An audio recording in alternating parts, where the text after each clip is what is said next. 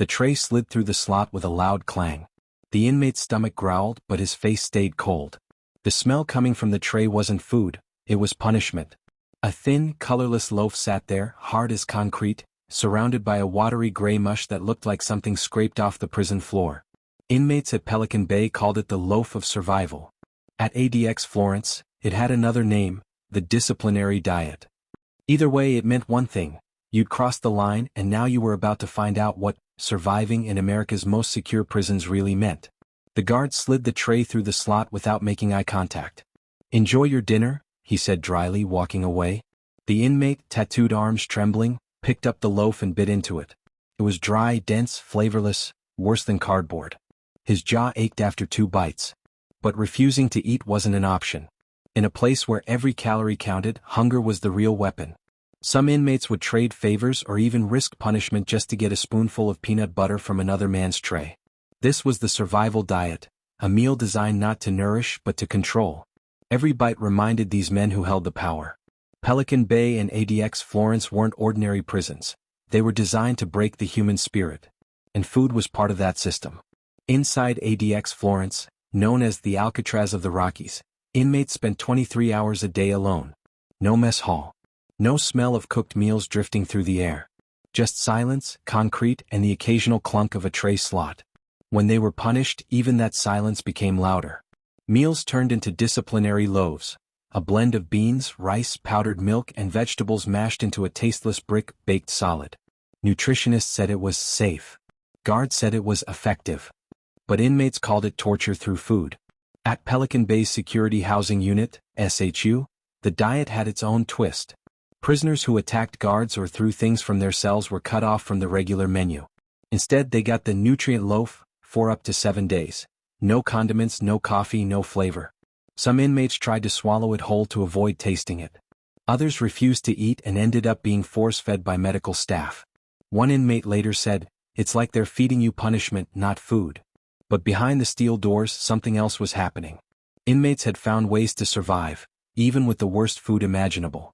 Some smuggled salt packets from commissary orders, using them to flavor the loaf. Others soaked it in water to make it easier to chew. And then there were the inventors. Men who learned to turn scraps into survival meals. A crushed cracker, a spoon of ketchup, and a few shreds of mystery meat could turn into a spread, shared through air vents or under doors.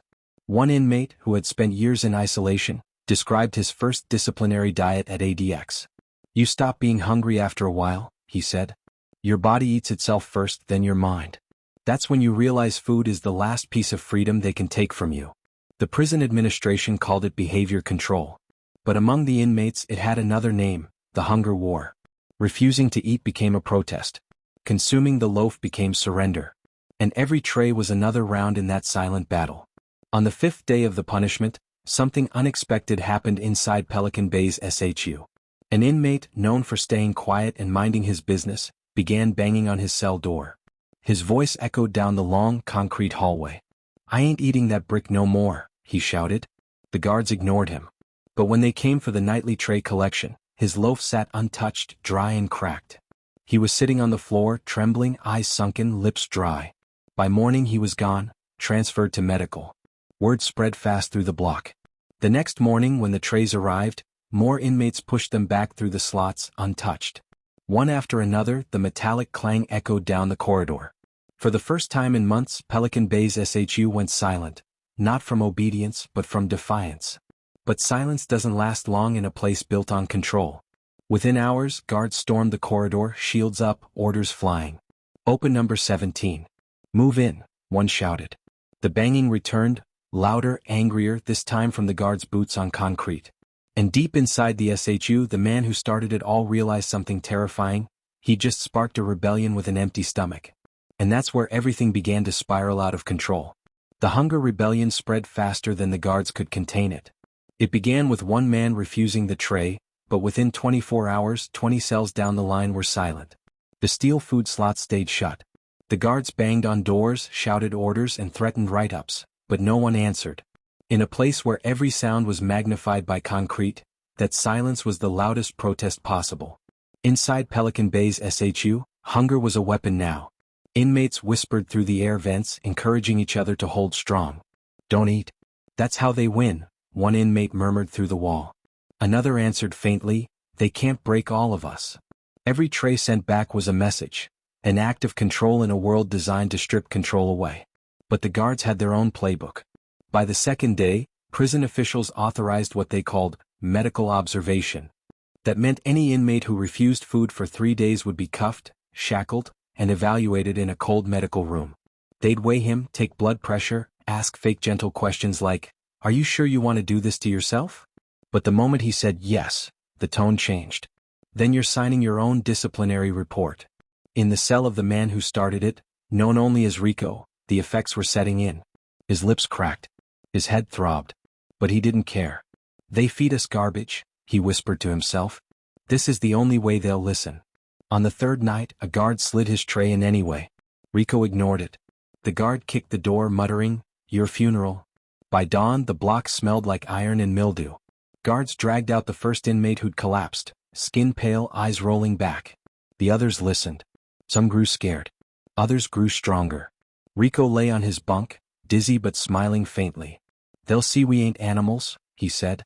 But the administration didn't see that. They saw a security threat.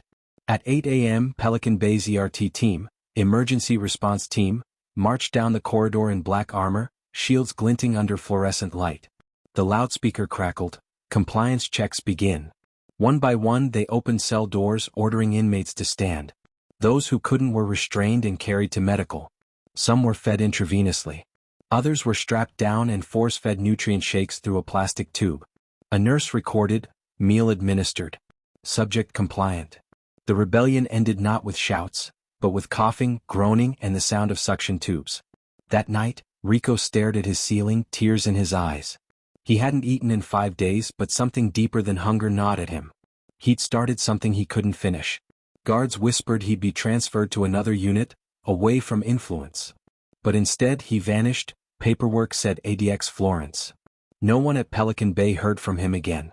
But months later stories started surfacing, from the Rockies. When Rico arrived at ADX Florence, he thought he'd already seen the worst. He was wrong.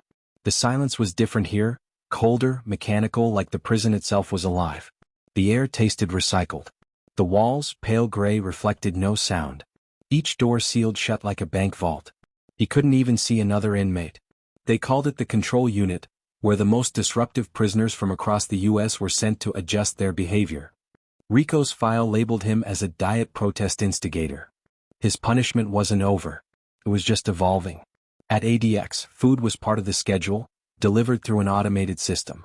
But for inmates under sanction it changed. No loaf this time. Just plain, unseasoned rice, white bread, and water. No utensils. No salt. No heat.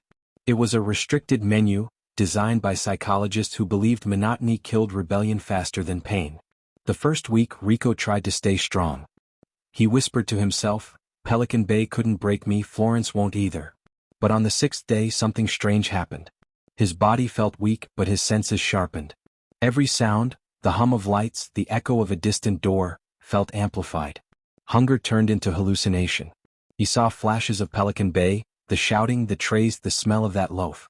His chest tightened. He shouted at the camera above his bed, "You think I'll eat your garbage?" The red recording light blinked back, cold and silent. Meanwhile, deep in the control room, 2 officers watched him on a monitor. "That's the guy from California," one said.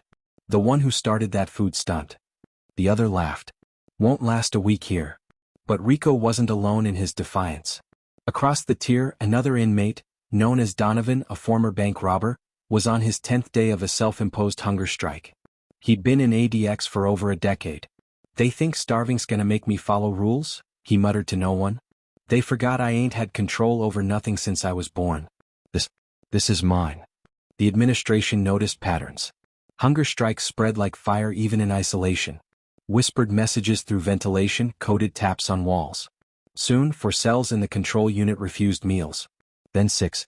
Then 10. ADX responded the same way Pelican Bay did, with procedure. Medical checks every 12 hours. Involuntary feedings if necessary. One morning they entered Donovan's cell in hazmat suits, strapped him to a chair, and slid a feeding tube through his nose. His screams echoed through the vents, reaching Rico's ears. That was enough to make him stop resisting, for now. By the end of the month, the hunger protest faded. But something inside Rico changed. He wasn't afraid anymore. The food, the walls, the punishments, none of it meant anything. He started writing on his walls with toothpaste, "The survival diet is their control. Our hunger is our freedom." When the guards saw it, they laughed. But the message didn't die. A copy of it appeared weeks later inside Pelican Bay, scratched into the back of a food tray. Months passed. Rico's name became a whisper in both prisons. Guards at Pelican Bay told new recruits, "Don't talk about the Loaf rebellion." But inmates remembered. They called him, "the man who refused to eat." In the meantime, Pelican Bay quietly adjusted its menu. The nutrient loaf was replaced with a new version, less dry, more balanced. The administration said it was part of a reform program. But inmates saw it as proof that defiance worked. One young inmate, Marcus, just 23, saw Rico as a legend. Locked in the SHU for attacking another inmate, Marcus had been on the restricted diet for 3 days. He couldn't stop thinking about Rico's story. Through the vent, he whispered to his cell neighbor, "He's still out there, right?" The voice on the other side, older, rough, answered, "ADX took him. But they can't take what he did." Marcus started keeping his loaf untouched each morning, staring at it for hours before forcing a single bite. Hunger became a ritual. It reminded him he still had power. But one morning Marcus received a surprise. The tray slot opened and a guard whispered, "Eat up, hero. You'll need it. We got a surprise for you." When the slot closed, Marcus saw what they'd left, a folded note under the tray. Smuggled paper, thin as onion skin. Written in tiny, scratched handwriting. "Stay alive. They can't win if you survive." It couldn't be.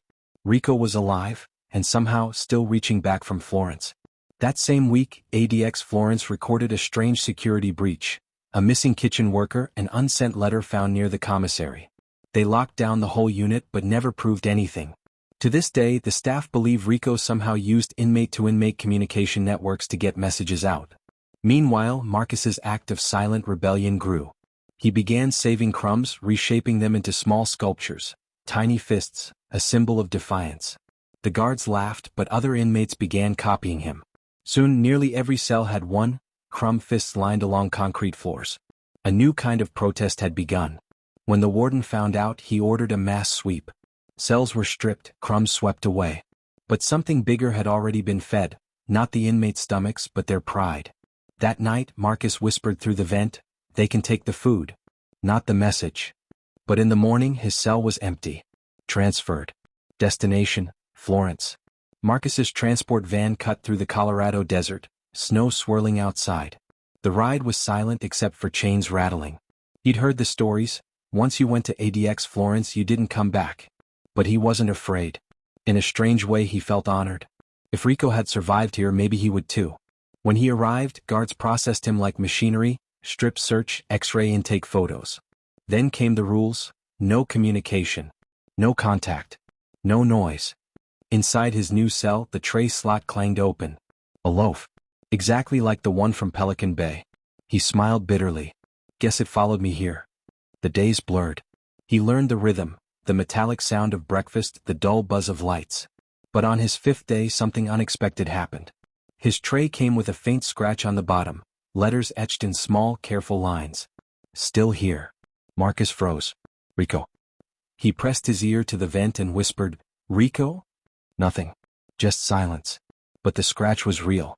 And suddenly Marcus knew, this place couldn't kill the message. Over the next months, strange things began happening. Inmates across ADX started returning trays with symbols carved into them. A raised fist. A loaf cut in half. Guards called it insubordination graffiti. But psychologists noticed a pattern. Every time the symbols spread, behavioral outbursts dropped. Inmates were calmer, more focused. As if silently reclaiming control. The administration quietly discontinued the survival diet the next year, citing health concerns. But the truth ran deeper. They realized starving men couldn't be broken. They could only be made stronger. Rico never left ADX. Some say he died there. Others say he was transferred again under a new name. But his message survived, scratched into the metal of thousands of trays across the U.S. prison system. They feed us to control us. We survive to defy them. In 2025, a film crew visited Pelican Bay for a prison reform documentary. One cameraman pointed his lens at a rusted steel tray, long forgotten in an evidence locker. Carved faintly into its surface were the words, "Stay alive. They can't win if you survive." He filmed it in silence. That clip became the opening shot of the documentary Survival Diet, The Hunger Behind Bars, viewed millions of times on YouTube. The world finally saw what the prisoners had endured: the tasteless loaves, the forced feedings, the psychological warfare through food. But what stunned viewers most wasn't the cruelty, it was the endurance. Even through hunger, fear, and control, men found a way to fight back without weapons. They used starvation as speech, silence as protest, crumbs as rebellion. The film ended with a quote from one of Rico's old letters. "They can control the menu, but they can't control what it means to us." That line echoed online for weeks, turning into a movement hashtag Survival Diet Truth. Former inmates shared stories. Families demanded transparency. Lawmakers called for oversight. And deep inside ADX Florence, where the walls still hum and the air still tastes of steel, a new inmate received his first tray. When he lifted it, he noticed faint scratches underneath, the same words Rico had once carved years before. "Still here." He smiled. Because even in America's most secure prisons, hunger had become something more powerful than punishment. It had become proof of survival.